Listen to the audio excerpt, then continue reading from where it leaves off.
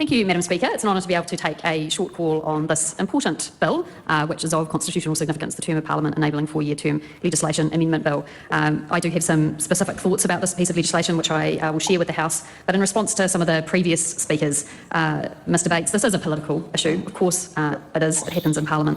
And definitely the support of the Labour Party is certainly not an endorsement of anything that this government is doing. I think what we're looking at when we're looking about constitutional changes, from a bipartisan or non-partisan perspective, what is the best thing for New Zealand in terms of the way that New Zealand is governed and the constitutional arrangement that New Zealand has. And so obviously from our perspective the next election couldn't come soon enough, but at the same time we're able to take a wider view of this and look at comparative jurisdictions and also acknowledge our own experience in relation to having 3 years in order to achieve what I think all parties in this Parliament have, which is a high level of ambition to make New Zealand a better place, no matter what the political leanings are. So as my colleagues have said, we will be supporting this bill to Select Committee, but that does not mean that we support all of the provisions in the bill or that we don't have some very serious thoughts which do require due consideration at Select Committee, and those are mainly to do with what I would describe as quite an odd way that this bill has been drafted.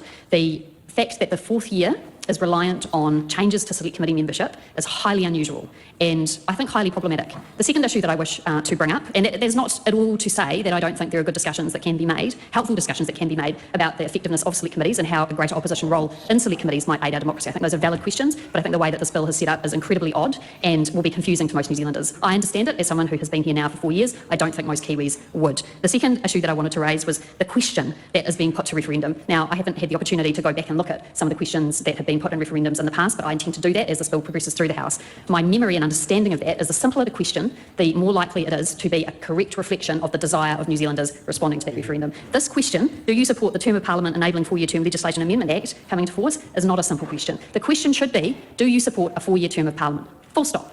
And we can provide additional information for that. If that is the will of New Zealanders in a referendum, then the Parliament should be able to enact that in a way that is fair and reasonable and consistent with our constitutional requirements. This question will call into play every detail of the bill which accompanies it, and we've seen how that hasn't worked in very recent referendums in the past. So I would like to flag those two issues, and I would also like to encourage those on the Justice Select Committee to look to the examples of our new neighbours in Australia, who we've been recently discussing the experience that they've had in Queensland with some visiting members to the New Zealand Parliament of going from a 3-year term to a 4-year term, and in fact in Australia many of the jurisdictions apart from the federal Parliament have moved to a 4-year term. We should be looking to see what was effective in those very near neighbours of ours, making it a large constitutional change like we are considering, and making sure that that is done in an effective way. I think all parties are approaching this with good faith. I wish the Select Committee very good luck in their deliberations. I think this is important, and perhaps for many of us, if this does end up becoming law, it could be one of the most significant constitutional changes that we would be involved with during our time in Parliament. So please take it seriously, do due diligence, think of the future of New Zealand, think about what's best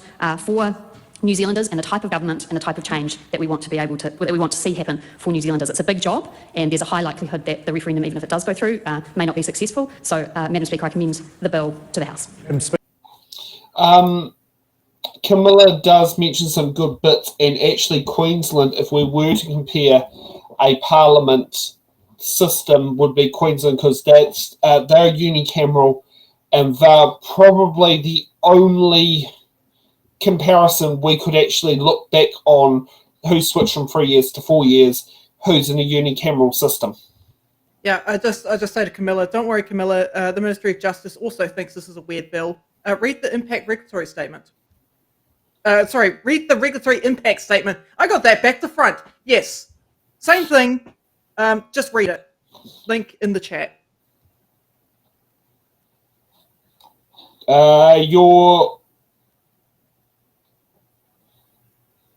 No, we've still got no audio. Lip reading's not the best. My keyboard stopped working. Oh. The whole tone of her speech was calling out the lack of seriousness on this issue from the government benches.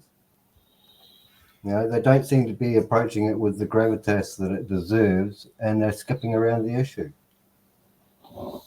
Yeah.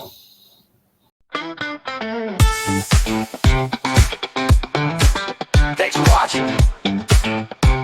Make sure you're subscribed to our Facebook.